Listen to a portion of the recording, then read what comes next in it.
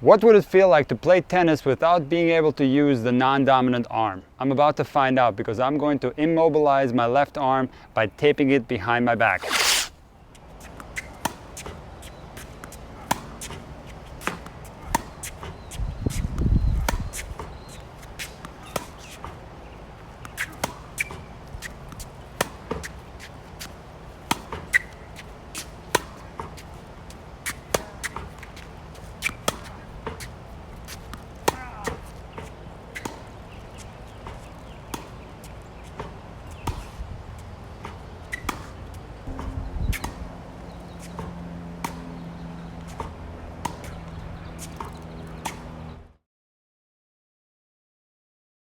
So it turns out that the non-dominant arm is even more important than I thought. And let's start off with the forehand. The first thing I had difficulty with on the forehand without using my non-dominant arm was the grip change. So the grip change occurs with the non-dominant hand. And what should happen is when we change the grip, it's actually the non-dominant hand turning the racket while the hitting hand is holding the racket very loosely. If we don't have that, now we have to flip the grip with one hand, and it's very difficult to find the correct grip this way. As I was hitting these forehands, my hitting arm got very tired.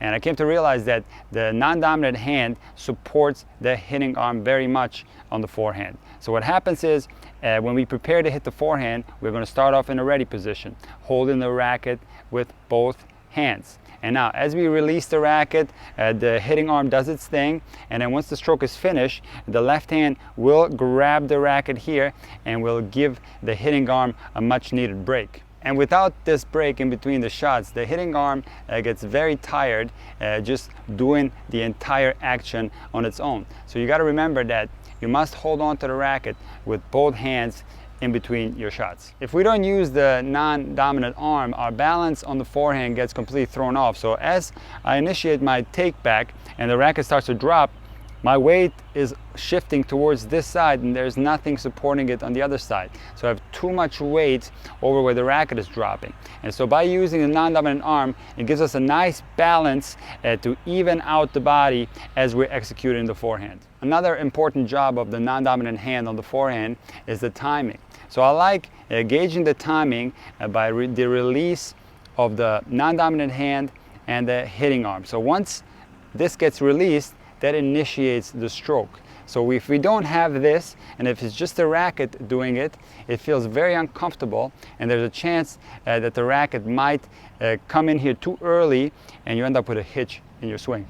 And most importantly, I felt like my rotation was hindered by not having the left hand on the racket. So I felt like I wasn't turning as much as I normally do. And also, as I was finishing, I wasn't rotating as much as normal.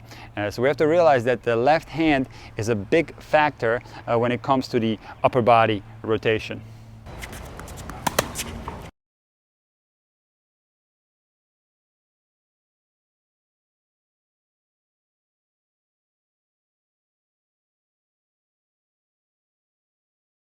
Hitting one-handed backhands without the use of the non-dominant arm is also very difficult. Just like the forehand, the grip change is very tricky if we don't change the grip with the offhand.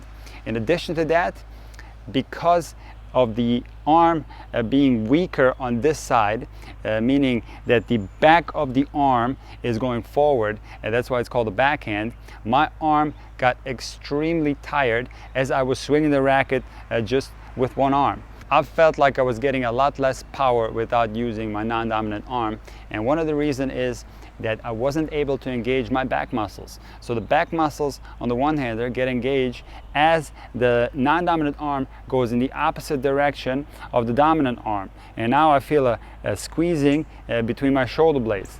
And that is a big help when it comes to acceleration. As I was hitting the one-handers without this action, I felt like I was arming the ball, and therefore I was lacking a lot of power. The one-handed backhand has less rotation than other shots in tennis. However, there's still a little bit of rotation, and it occurs when we go into the shoulder drop and we normally hold the racket with both hands, and then as the shoulder starts going up and you start straightening the leg, there is a little bit of rotation there. You can see that the torso rotates a little bit. Now, on some players it might not rotate anymore. They might stay sideways. Some other players will continue to rotate. And by not having the non-dominant arm on the racket when the shoulder drops, it felt like I was losing my balance and kind of falling over to the front.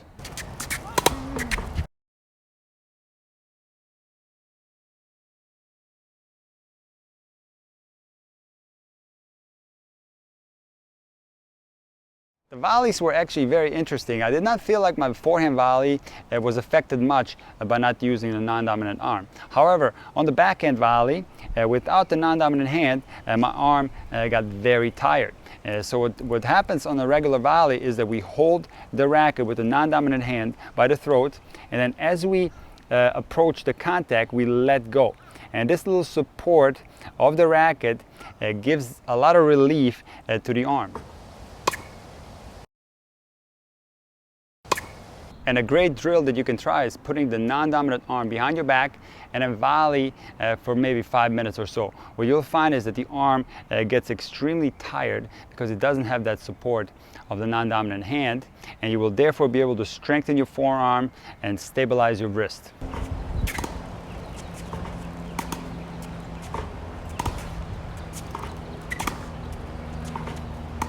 And then once this 5 minutes is over, you take your non-dominant hand back to the racket and you start volleying, and it's going to feel so much easier, and you will actually get a lot more pop on the volleys.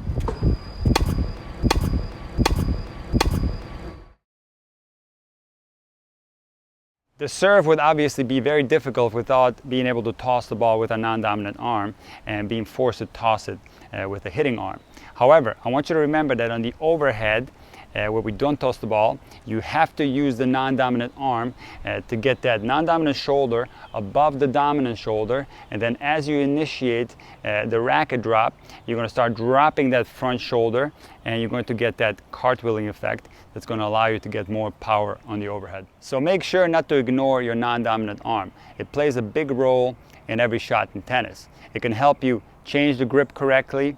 It can support the hitting arm so it doesn't get tired. It can help your timing and your balance, and most importantly, it can help your torso rotation so you can play with more power.